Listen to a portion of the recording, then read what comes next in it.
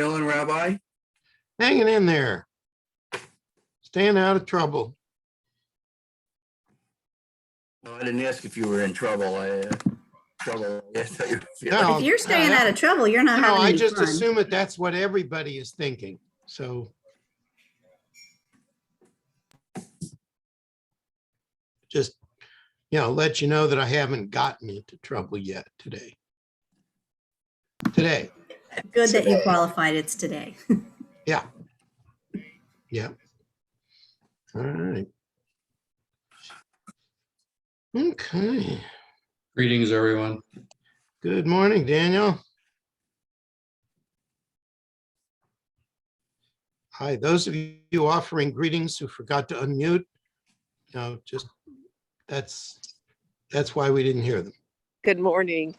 Hi. Hey, Oh, Karen. Good morning. I thought I had unmuted. Thank you for the reminder. Well, it wasn't just you, Marcia. It's all right. Good morning, it's Jerry. Hi, Jerry.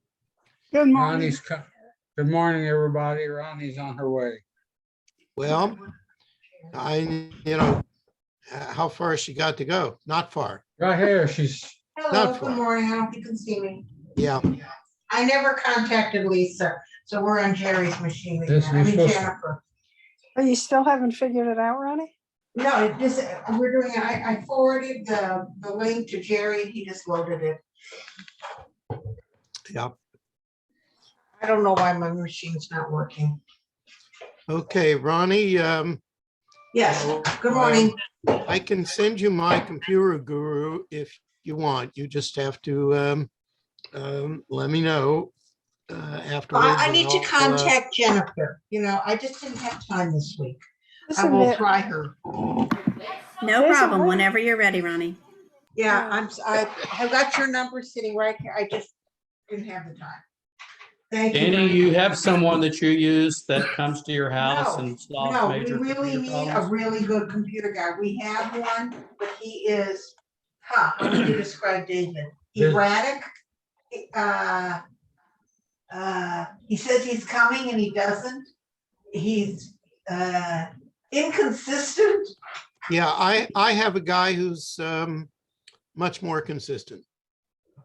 We would love to have the name because we like David. He's a Well, really nice guy, just but he's- email me Okay.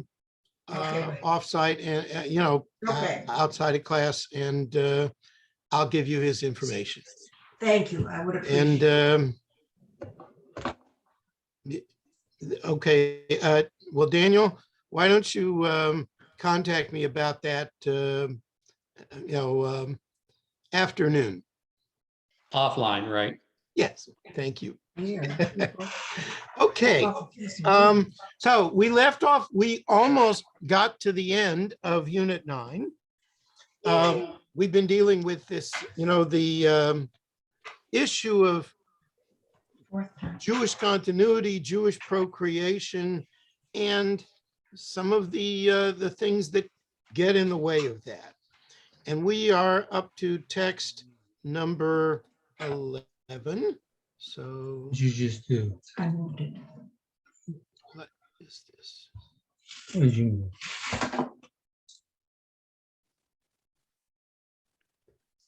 Hold on.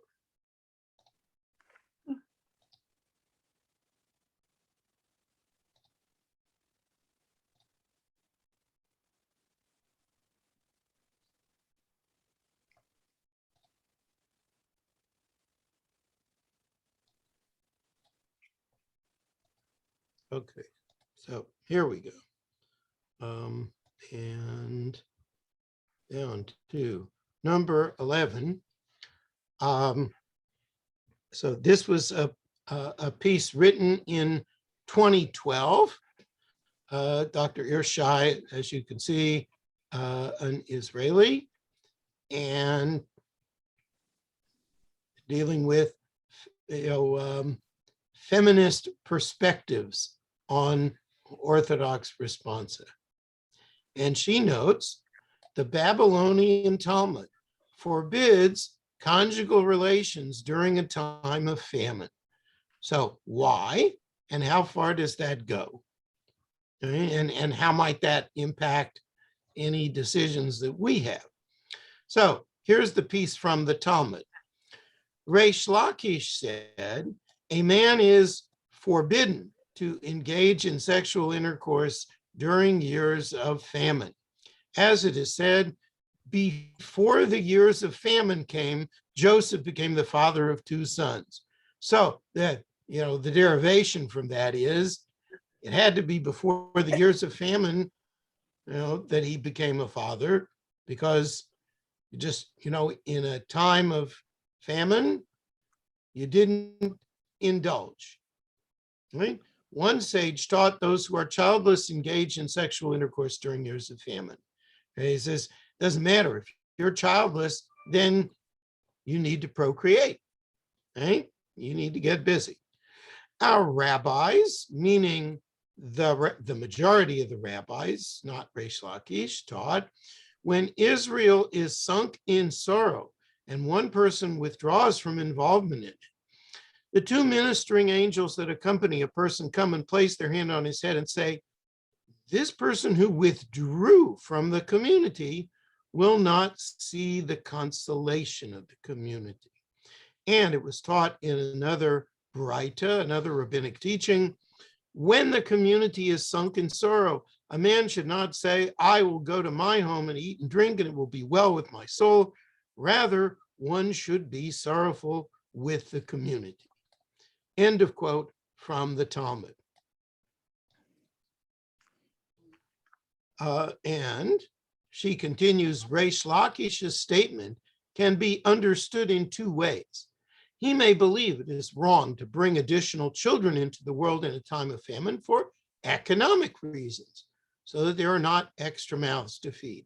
From the ensuing discussion, it appears that the prohibition is based on a concern for social solidarity rather than economics.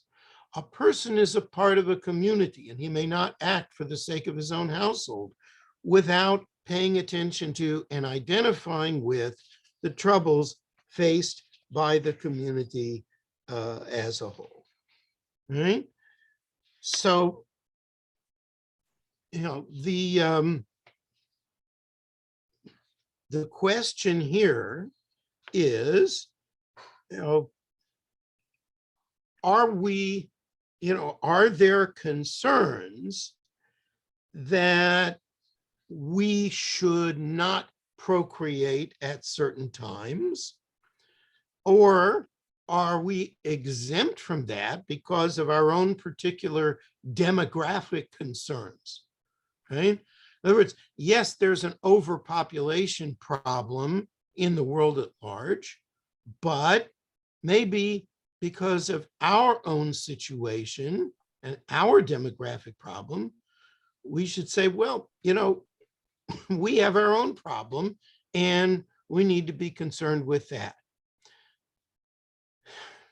I think that's a fair summary of the problem with which Dr. Urshai is dealing. Okay? Comments or questions on any of this?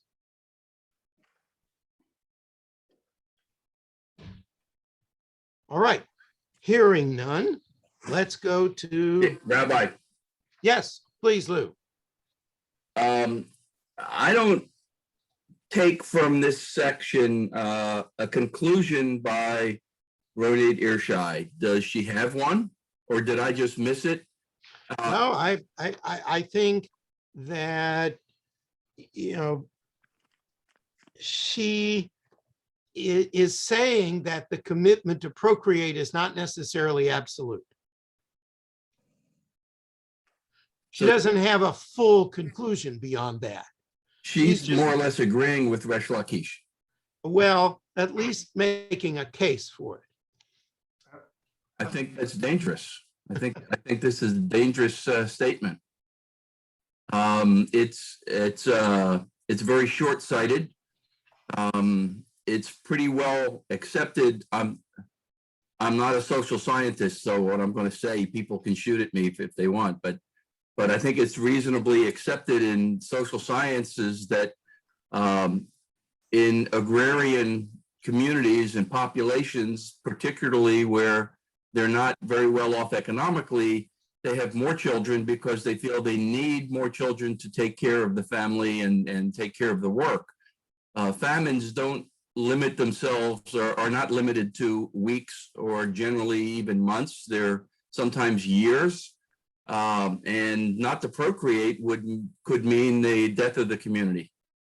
Right. And what's the particular crisis in our time? Could be either overpopulation or climate crisis. Right? And, that is an ongoing thing and is not going to be over anytime soon. So are we just supposed to stop procreating because of, because of this crisis? On the other hand, it seems like Which Yes, that- Karen. are we talking about? I'm sorry, Karen, I'm lost a little bit here. Which Yeah, are you? Karen first and then Daniel. on the other hand, it seems like if there's really a shortage of food, one could argue that it's being selfish to bring more people into the world because you're making it difficult for others to survive. So you could arguably be taking a life away by bringing in another one. Mm-hmm. It's sort of reminiscent a little bit, not exactly, but the decision not to get, well, never mind, I won't do that. But anyway, yeah, I think, that's just a counter argument that I think also makes sense. That's right. Is it, it's not an exact parallel to famine in the time of Reish Lakish, but, we're all dealing with inexact parallels, right? Daniel, Which number are we discussing? number 11. Okay, because you still have 12 up there. I was confused. Well, I know, because I got to the end of 11. Okay. Sorry about that. And I'm just going to throw out a third reason that's not mentioned by Ershai. A woman is much more likely, if she can't eat and she can't have strength, she is much more likely to die in childbirth. So could this conceivably have been a nod to the health of women in general? I don't know that that's what Dr. Ershai intended, but I think you can certainly make that argument. Now, is that likely to happen to Jewish women living where they mostly live today? Probably less of a problem. But, maybe a factor in how we think about that. I have a little derivative, maybe what Daniel said. I know there's parts in the Talmud where a woman has the right to demand sex from her husband. There's certain requirements more than the man. So it's interesting it says that the man may not. What if the woman still demands it or wants it? It doesn't say the woman may not ask. Yes. Right? So it's a whole Yes. nother issue about that. Right. So if we were only talking about a dispute between woman and her husband, right, then yeah, we would clearly say, that she has certain rights and she's entitled to insist upon them. So here she can insist on her right, but he says, no, I can't because the world's in famine Maybe. or whatever. You can make up a reason. Right. So it's all a big maybe. Right. These are factors that enter into a decision. Right? Right.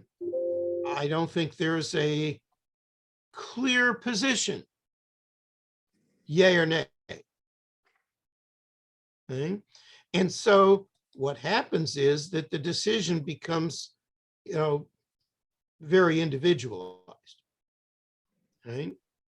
It's what, each person decides is the right thing to do based on these principles. Okay. Or the rabbi decides for them. or the rabbi who decides for them. If they turn it over to the rabbi, which is happening a lot less these days. Okay? And I mean, even in the ultra-Orthodox world. Okay? Last piece from Rabbi Edward Feld, whose work you are probably all familiar with because he's the senior editor of the new Machzor and the new Sidur, published by the conservative movement. So again, dealing with the issue of, do we today have an obligation to procreate? So he's going to say that, you know, rather than insisting upon more procreation, strengthen the institutions that support Jewish continuity. Here's what he says. The 60 years between the destruction of the temple and the Bar Kokhba revolution were among the most hermeneutically and legally creative in Judaism's history. The fabric of Jewish life was interwoven with study, creative interpretation, and legal disquisition. Thus, when the rabbis of the generation of Bar Kokhba had to decide which were the most central Jewish institutions to protect, the study and transmission of Torah stood out as the essential instrument of religious preservation. So, you know, what does Rabbi Feld say? What do we concentrate on? Right?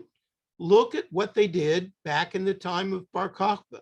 They didn't concentrate on having more children. They concentrated on supporting the study and transmission of Torah. And presumably, that was, at least Rabbi Feld says, that was the right decision. Yes, Karen. It's really interesting to me to hear that when he talks about being the most creative time for them to decide how to accomplish that. It sounds like Zoom, what we're doing this year in terms of finding different ways to study and sort of a similarity there. Absolutely. Yeah, the priority is on trying to maintain learning. Yes, Daniel. Okay, this word that I can't say, hermeneutics, Hermeneutics. is, I had to look it up to make sure I understood what it is. The method or principle of interpretation. Yes. Do we Biblical know? interpretation. Do we know? Did they document what those rules are, or I mean, this guy is They saying? did, Probably the but Gemara. I have to tell you, Daniel, that there wasn't clear agreement among the rabbis as to exactly which rules applied or which rules applied when. There was lots of discussion about that. And that also was part of the learning process. Yes, Lou. Would this be the part of the Gemara? Well, yeah, I mean, but for that matter, it applies, you know, to all of the classical rabbinic texts. I think the That's Gemara the probably Mishnah, which is, you know, more a code of law, but even the Mishnah contains pieces of that. And the Midrash is all about how you creatively interpret the text of Scripture. Yes, Lou. I don't find these to be mutually exclusive. I think that you can study Torah and work on procreation, maybe not exactly at the same time, but close enough in your daily lives. And I think that they're both very important, but I don't think that there's a reason not to procreate. Yeah, and just the fact that you have so many conflicting interests here makes it very unlikely that you're going to have one clear decision coming down on one side or the other. That, you know, you can have and, instead of and or. Instead of either or. Yes, Karen? This is not exactly on topic, but what are the rules for Orthodox couples in terms of having sex? I mean, what Steve said I was not familiar with, but is sex only supposed to be for the purpose of procreation, or it seems like that's how it's portrayed in the movies and shows. It may be portrayed that way in the tradition, but it's not. And couples who are not in a position to procreate or who reach an age where they would not procreate are nevertheless expected to have marital intimacy.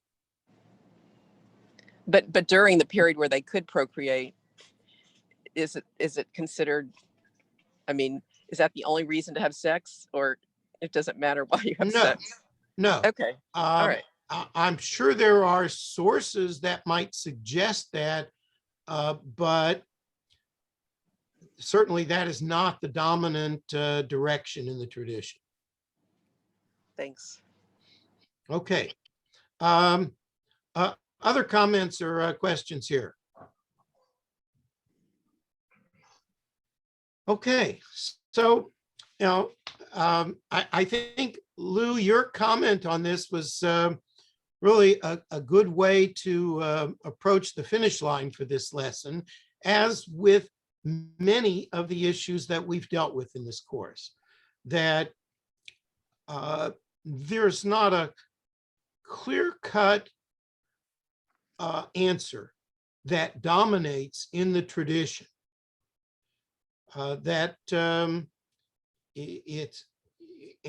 And we're not forced to impose one answer on the tradition. Yes, Ronnie. Unmute, Ronnie. Where does the mikvah fit into all this?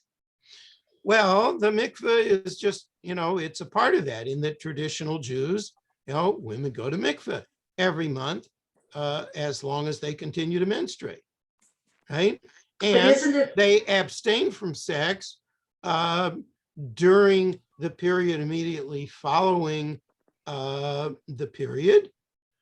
But that really is not relevant except in cases where the fertility cycle interferes with that. So, for instance, if the doctor would say, now you can't wait 12 days after your period, because if you ever want to have a kid, you need to do it sooner. So yes, there are responsa that permit couples to, go to the mikveh earlier. Okay. Okay, thank you. Yeah. So, and for more specific guidance, consult your local rabbi. That's what we would say to all of these people. All right. So, Jewish continuity continues to be a major issue of concern. As one historian put it many years ago, we are the ever dying people, and we're concerned with, Jewish population and Jewish reproduction. But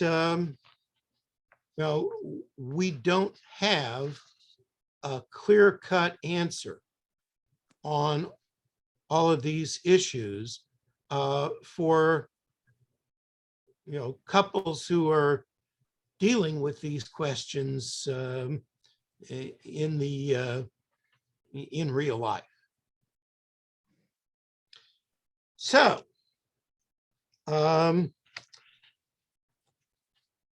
any other comments or questions on this subject before we turn to the next unit? All right, hearing none. we have about a 12-minute video to introduce us to Unit 10. And Jennifer, I hope you have that handy. And poof.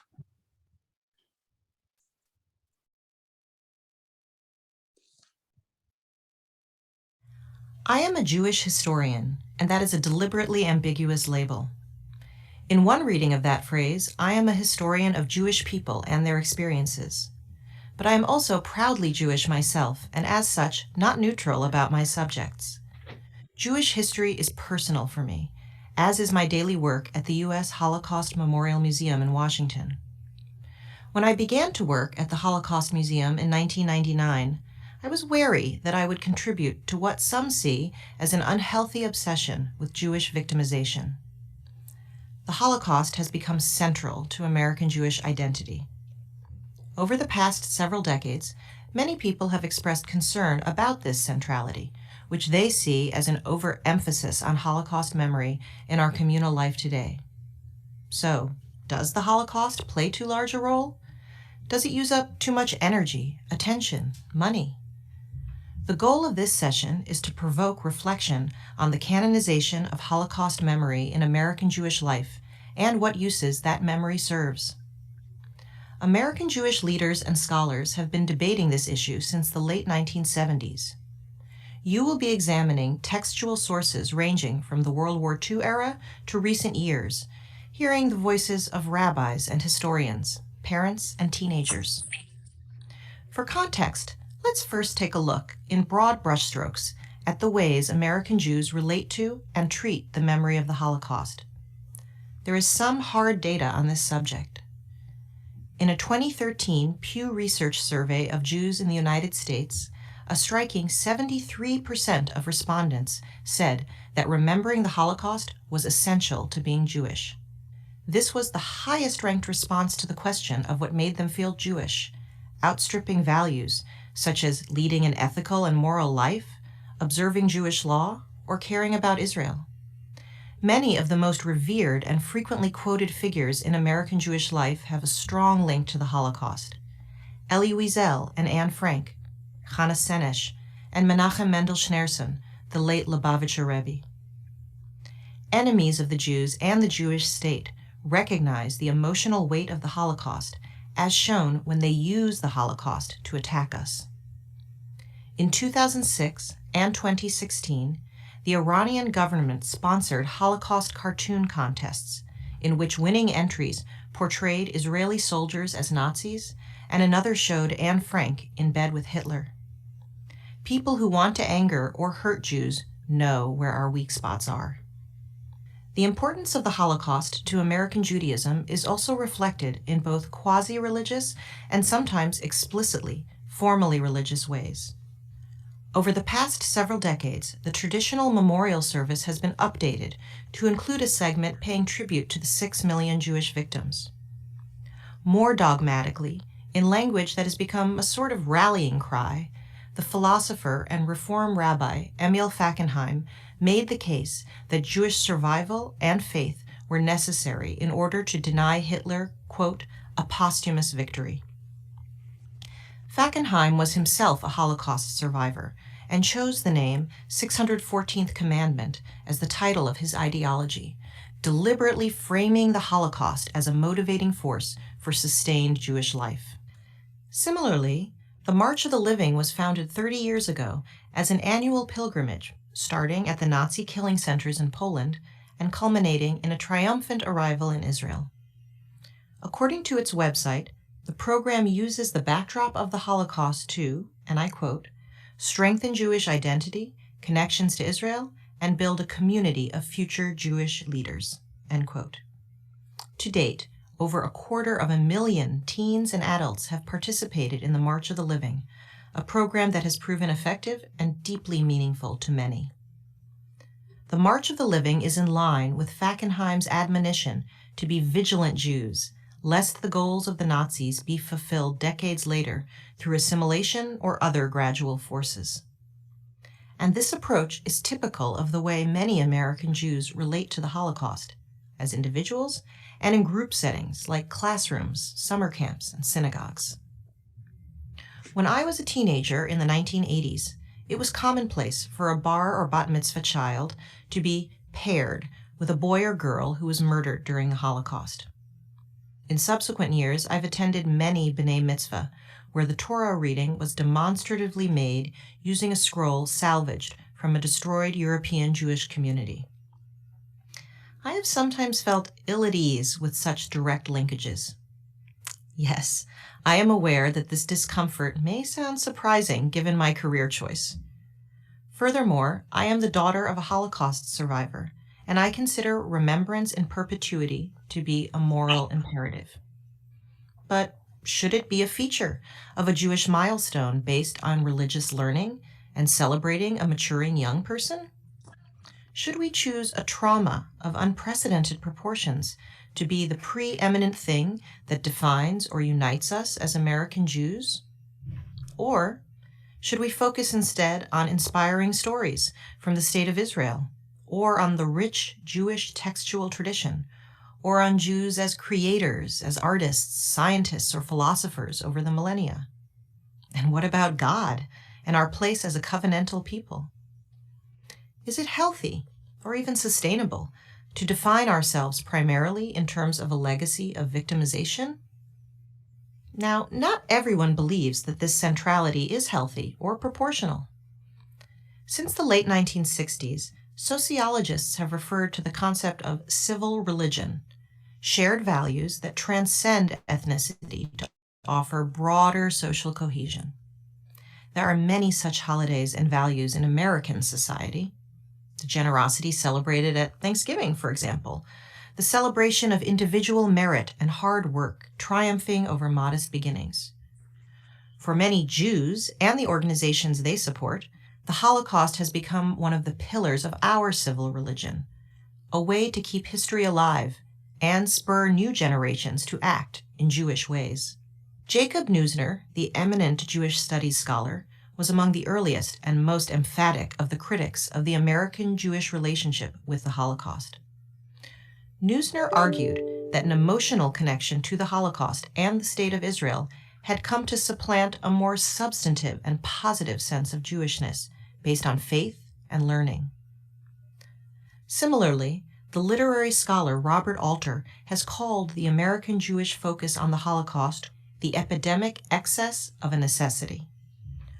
Writing in 1981, Alter rejected the burgeoning centrality of the Holocaust in American Judaism, arguing that it, quote, may be more than anything else an appeal to Jewish masochism, an attempt to base collective identity on a sense of dread, or, if we are utterly honest about these matters, on the special frisson of vicariously experiencing the unspeakable in the material comfort and security of our American lives. Alter's provocative remark about the sense of thrill of some kind of claim of proximity to the horrors of the Holocaust rings true to me. American society celebrates people who publicly share their personal pain and channel it into something positive. Sandy Hook parents lobby for gun control.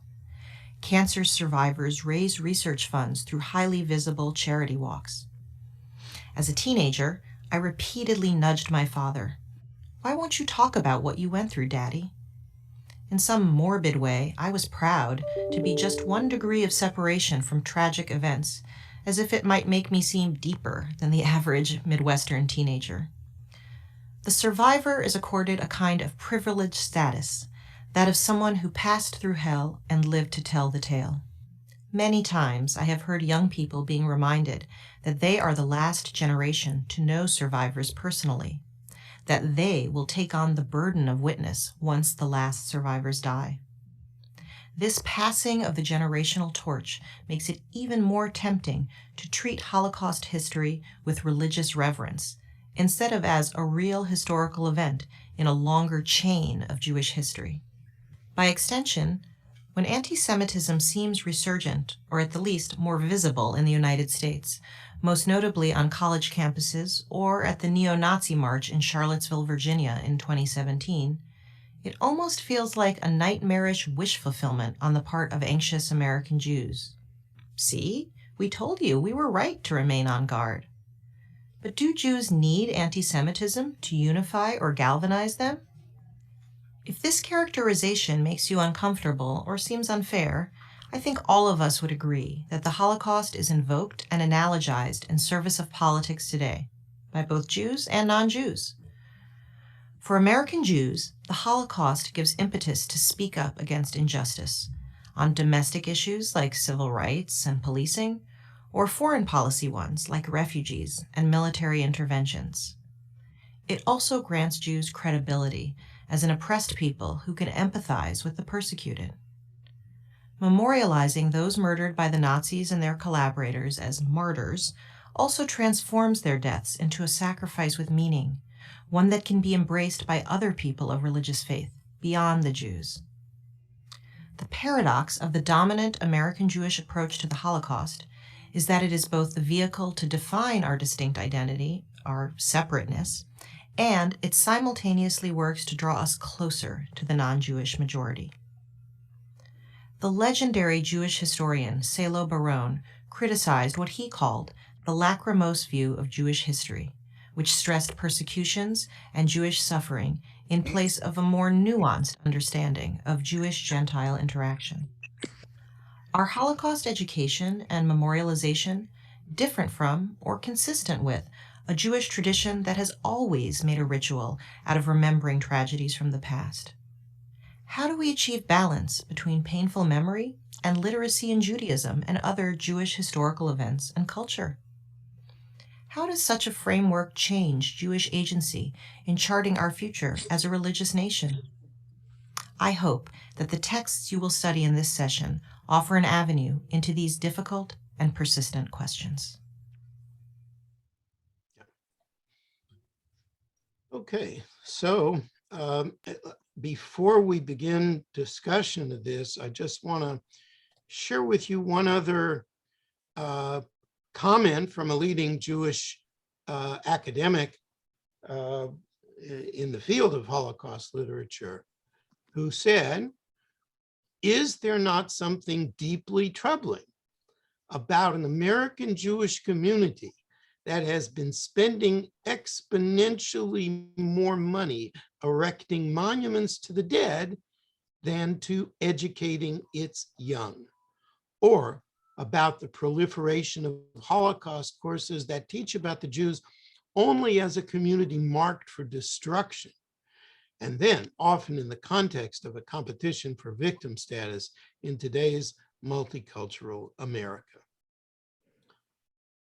So this critique that Dr. Friedberg mentioned in the video is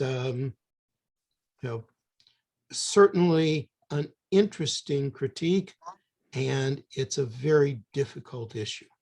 Right? Comments, Daniel? I thought it was interesting that she, when I think of the Holocaust, I tie it with the founding of Israel. That it is often given, or at least when I was growing up, it was, as why we deserve to have our homeland. And I was shocked when I went to certain interfaith groups and found out that a lot of Arabs, or Palestinians, I should say, will say something like this: what happened in Europe was absolutely horrible, terrible, the worst thing that can happen to a people.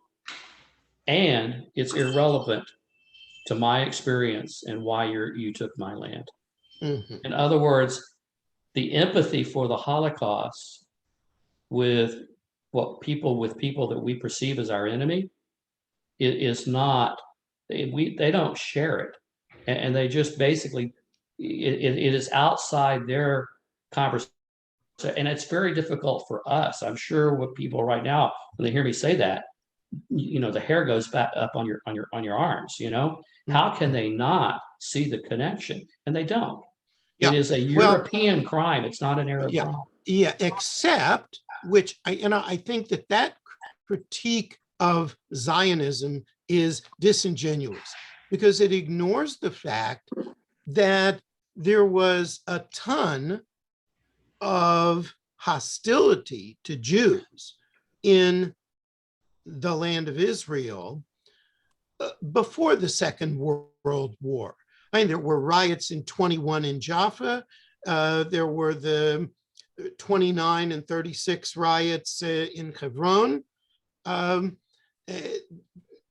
those things had nothing to do, well, I wouldn't say they had nothing to do, but they were minimally dependent on the kind of anti-Semitism that existed in Europe during the years leading up to the Second World War.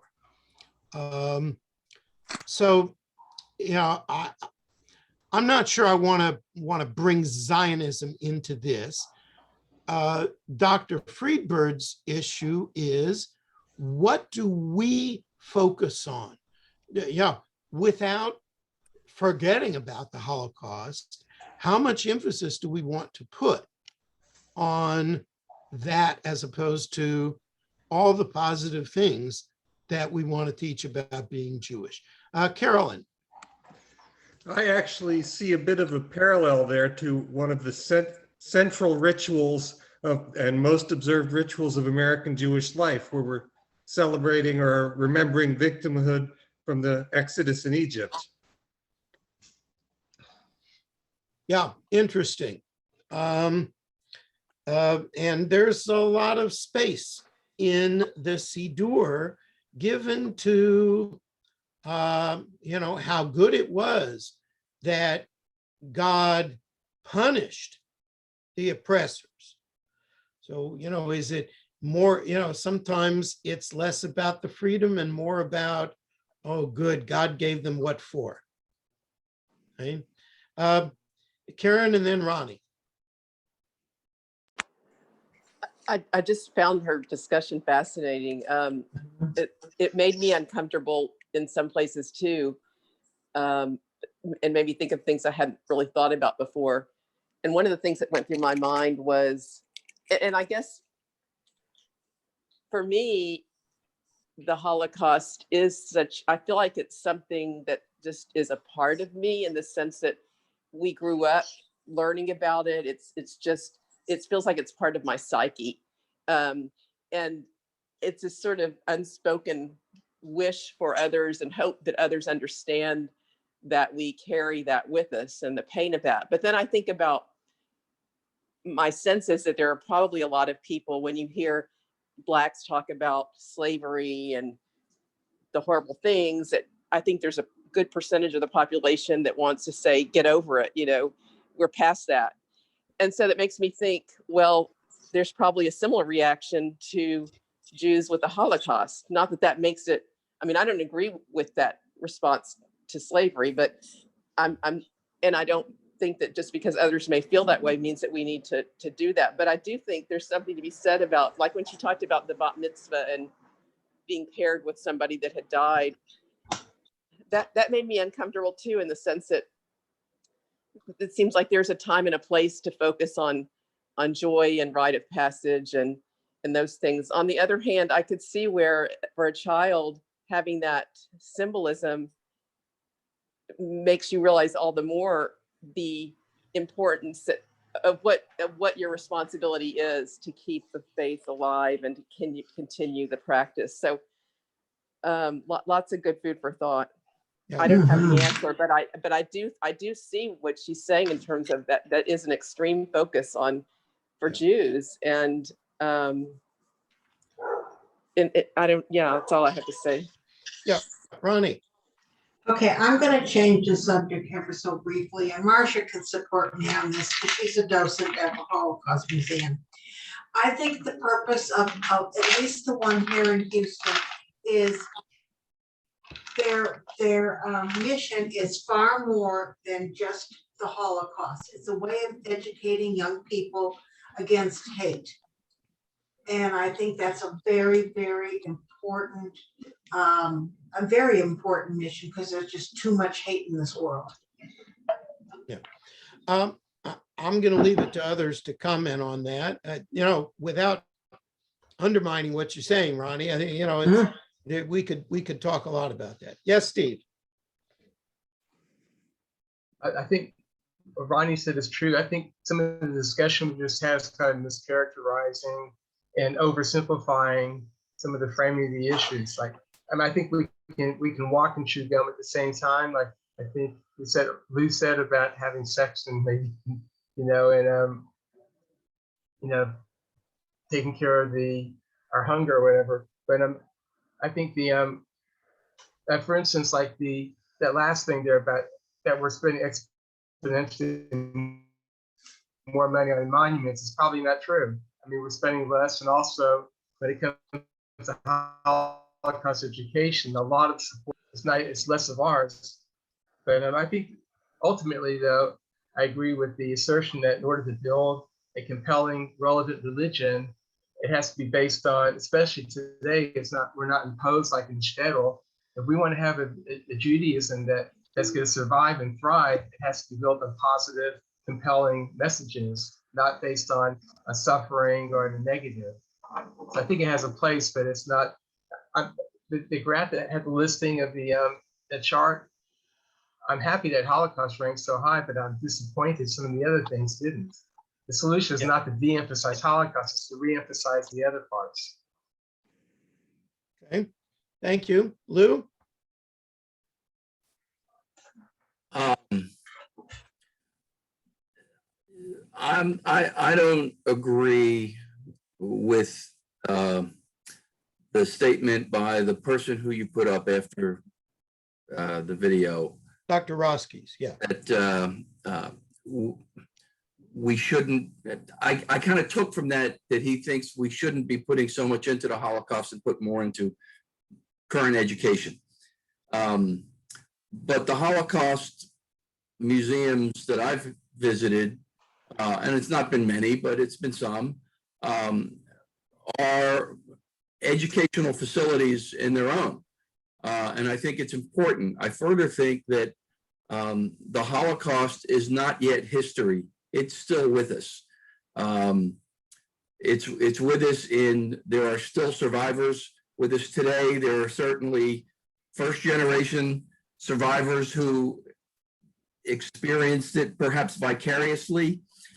In another 500 years, yeah, probably the intensity of Holocaust knowledge and study will decrease. It seems like every 1,000 years, you don't have to agree with this, but roughly every 1,000 years, we've had some significant attempt to eradicate the Jewish people, the Romans. I don't go back to this as that, but the Romans 2,000 years ago, the Crusades 1,000 years ago, the Holocaust today. I don't even want to say in the past, but eventually it'll fade.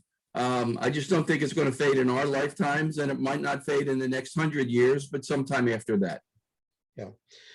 Let me add one other thing, and this, partly because of our shared interest in the development of Jewish mysticism, Lou, and that is the impact of the expulsion from Spain in 1492 and all of the forced conversions that went on in the Iberian Peninsula, and also the large number of people who perished in trying to get away from the Iberian Peninsula, right? And the consequences of that for Jewish life and Jewish thought were very, very strong for at least 2 centuries, right? And you can see that just in the development, Jewish thought, let alone the economic life of the Jewish people, or the way in which Jewish communities responded to different circumstances outside of Spain, and with a whole different set of challenges that those communities and those areas faced. Right? So, yeah, the Holocaust is definitely going to be with us very sharply in Jewish thought and Jewish experience, probably at least for a couple of centuries. Okay. Other comments or questions before we go on? All right. I want to show you in particular this first source because we referred to this, right? Fackenheim's 614th commandment, right? Who says we are first commanded to survive as Jews, lest the Jewish people perish. We are commanded, secondly, to remember in our very guts and bones the martyrs of the Holocaust, lest their memory perish. We are forbidden, thirdly, to deny or despair of God, however much we may have to contend with him or with belief in him, lest Judaism perish. We are forbidden, finally, to despair of the world as the place which is to become the kingdom of God, lest we help make it a meaningless place in which God is dead or irrelevant and everything is permitted. To abandon any of these imperatives in response to Hitler's victory at Auschwitz would be to hand him yet other posthumous victories. So there are all these priorities contained in this simple 614th commandment. The idea that we can never forget and that we must survive as Jews, just because not to do so gives Hitler his victory. Okay? So comments and reactions to this piece.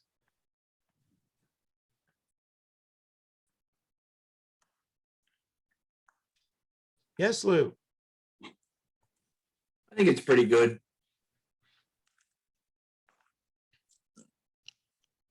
Because I think it kind of sums it up. All of his points are well taken.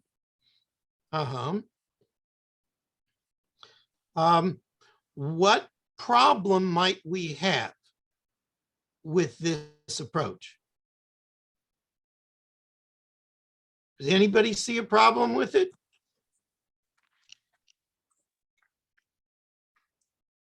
Well, okay, so just to spell it out,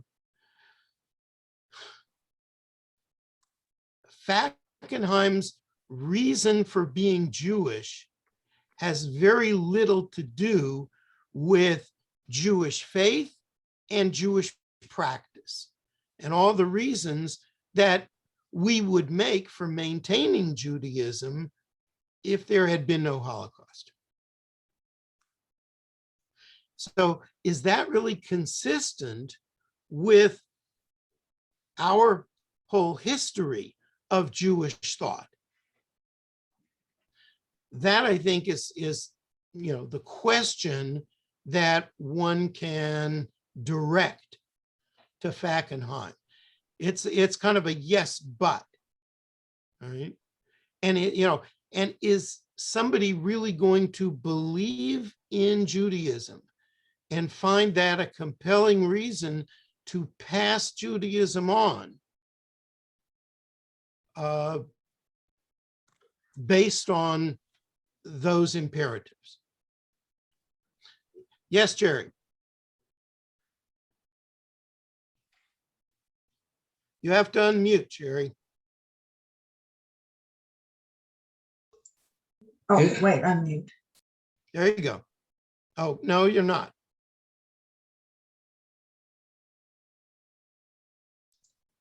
Hello. There you go. Okay. Go ahead, Jerry. Fackenheim to me is not a popular character in the Jewish world, right? I don't see very few people follow anything he says. I mean, he has nice words and all that, but he doesn't hold the status of any of the other well-known people, who are pushing for Judaism, and like the Lubavitcher Rabbi and all those other people. So he, to me, I could see him being an ash can of a history very quick. Well, you know, you may be right about that, Jerry. I mean, he doesn't have the impact of, you know, some of the leading figures in Judaism over the last half century. But I will tell you that through rabbis who speak to their congregations, Fackenheim has had significant impact. I know a lot of colleagues my age, conservative rabbis, who still would argue that Fackenheim's arguments are very cogent, and who I'm sure offered his program and his belief as a way of articulating what these rabbis wanted to convey to their congregations. And I would guess that many people in the congregations bought that too, including people who maybe didn't have the strongest religious faith in general. But, and I would guess that there are people today who, because of Fackenheim or Fackenheim students or Fackenheim's thought, who belong to synagogues today and support Jewish institutions and federations in Israel, who have absolutely no religious faith outside of what Fackenheim suggested. So what type of- Other thoughts? Yes. Jerry, you wanted to say something else here? So what type of congregations follow what he was saying? All kinds. I think Fackenheim had an impact, although he was a Reform rabbi, he certainly had an impact on many conservative rabbis. And I would say that I think that in his time, less so today, as Orthodoxy has often moved to the right, but in his time, significant impact in the Orthodox rabbinate as well. Now, American Judaism is not famous for studying philosophers, but if the rabbi buys into the philosophy, then the rabbi was likely to convey that to their congregants. Yeah, Lou. I think I never heard of Fackenheim before, so I don't have any knowledge of him other than what's presented right in front of us. But I think he covers some of the other things about Judaism besides just the Holocaust memory, because his third point, we're forbidden to deny or despair of God, lest Judaism perish.